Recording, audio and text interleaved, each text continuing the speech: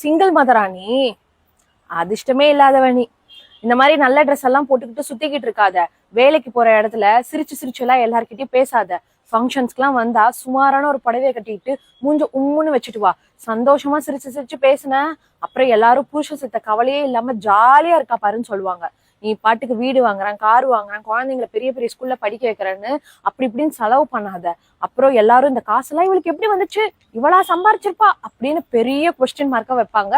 எங்க குடும்பத்துக்கு அதெல்லாம் சுத்தமா ஆகாது. எங்க குடும்ப மானமே போயிடும். எதுவா இருந்தாலும் சொந்தக்காரங்க கிட்ட கேட்டுதான் செய்யணும். நீயா தனிச்சு எந்த முடிவுமே எடுக்க கூடாது. சரியா?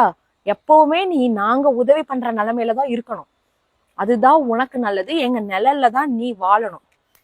இன்னொரு கல்யாணம் பத்தி எல்லாம் யோசிச்சே பத்துறாத.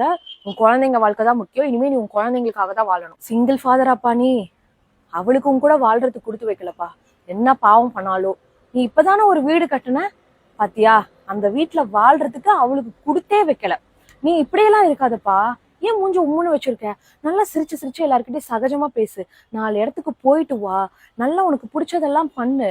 உன் வாழ்க்கையில இப்படியே இருந்துராத.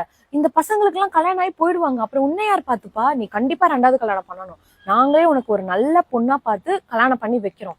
சரியா? மனசை போட்டு குழப்பிக்காத. உனக்கு நாங்க இருக்கோம். உனக்கு மன கஷ்டமா இருந்தாலும் சரி, எந்த கஷ்டமா இருந்தாலும் சரி, உனக்கு ஒண்ணுனா நாங்க வந்து நிப்போம்.